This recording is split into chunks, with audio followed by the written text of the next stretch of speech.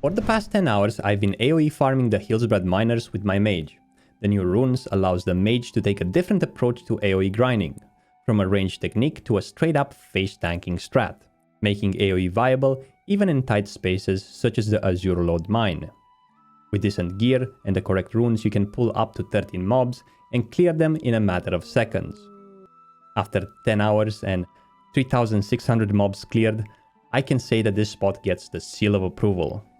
The items we're chasing at this spot are silk and wool cloth, venderable grey items, green items with good stats which sell for a lot on the auction house, and the occasional rare item. There's also an alliance chest we can loot. It has a total of 4 spawn points, 1 outside and 3 inside. It will be hard to miss.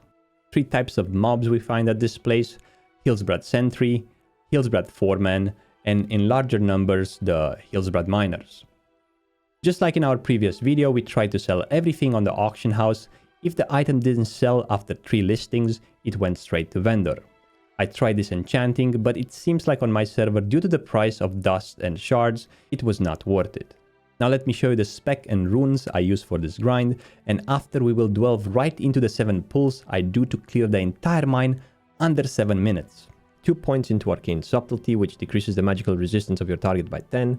3 points into arcane focus, which gives me 6% hit with arcane spell, such as arcane explosion, but also living flame. 2 points into 1 spec.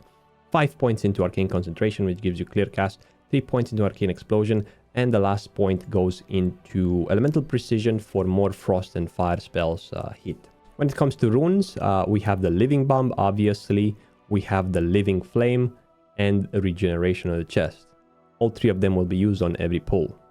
So whenever I arrive to the spot, my first pull is outside. There are about 8 to 9 mobs outside. They're called hillbrad sentries.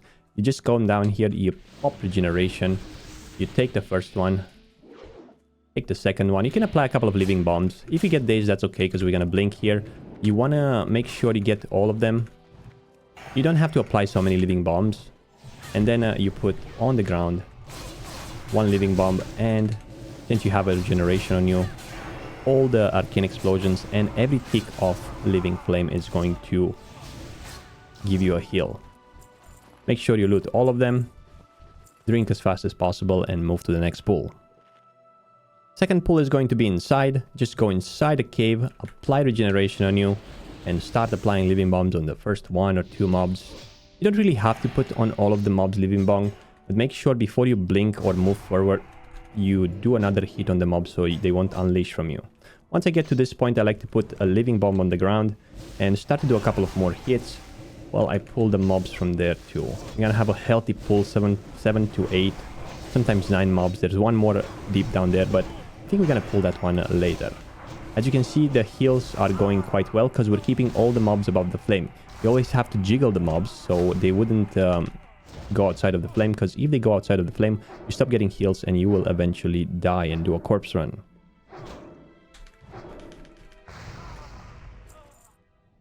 Third pull is going to be, you're going to pull the mob right here in the corner. Before you move forward, apply regeneration and do another rank 1 arcane explosion while they're trying to gather more mobs. Apply on the ground living flame and try to put the mobs on top. As you can see, I'm losing a lot of HP, but as soon as the mobs are above the flame and I start spamming arcane explosion, I'm getting healed from different sources and the mobs die quite fast. Having a healing potion would help in this situation. For the 4th pull, I'm trying to get some mobs from the next pull, so it would be easier for the 5th pull. So I get 2 mobs from that side. Once they get close to me, I do a rank 1 arcane explosion into a blink inside. I try to apply a living bomb on a mob here, and then try to pull the guy in the corner with another one. You have to come back fast so you can make sure the mobs don't unleash, because you have to hit them every 10 seconds or else they will evade and run back. This pull is like pretty fast and cool again. Sometimes next to the pull can be Miner Hackett, a level 29 mob. Make sure you pull him as well. 6th pull, we're gonna pull 1, 2, 3 mobs here. So we're gonna start with the one in the back. 1, 2, 3 into regeneration. Oh, into whatever we can here. Try to put in the middle living flame here. Make sure you don't put it next to those cards, because if you put them next to the cards, the mobs will climb on the cards, and then the mobs will no longer get like the dot from the living flame, and you will stop receiving heal and you will die. Always try to put the living bomb on open space, and if possible, try to select the lower level mob to apply it on, the level 27 one, or the 26. If you apply it on a level 28 or a 29, it might resist and you will die. For the 6th pull, we come back here where we did the 4th pull, and we try to jump down from here, as we don't want to aggro 4-man bonds. He's a mob that spawns 2 extra mobs, and it's not impossible to kill, but it's just a chance to die, so why risk it? We apply regeneration all the way up here. We do 1, 2, potentially 3 living bombs into an arcane explosion rank 1, blinking right here, and trying to apply the living bomb. This is a big pull, so be ready to have a potion all the time ready. I'm going to try to apply... There we go. If the mobs are correctly situated on the living flame, it's not going to be a problem. There we go. Miner Hackett has random spawn points, so this time it was here. But it can be in any of the previous spots that we did. I think it has like 4 spawn points.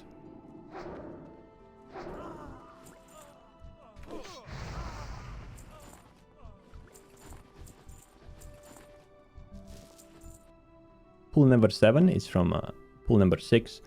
You just move ahead, pop regeneration, apply 1, 2 living bombs, maybe a rank 1 arcane explosion to keep the mobs leashed into a blink, and we have another 6 mob or 7 mob pull. Same thing, kill them as fast as you can, and as soon as we finish the 7th pull, we cleared the entire amount of mobs in this cave. We're about to rinse and repeat. As we go to the back exit, we're going to go back outside to pull number 1, and the mobs are already respawned. Pretty simple, isn't it? A couple of tips and tricks to make your grind more enjoyable and better. The first one is to buy level 25 water. I've been using 3 stacks of level 25 water per hour, which costed a total of 1 gold 20.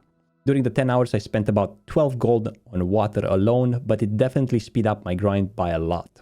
The BFD world buff helps quite a bit because of the 20% speed, which will allow you to clear the mobs faster, but also it seems to give 2 more healing per living flame and 1 more healing per arcane explosion, which will help you stay alive for long.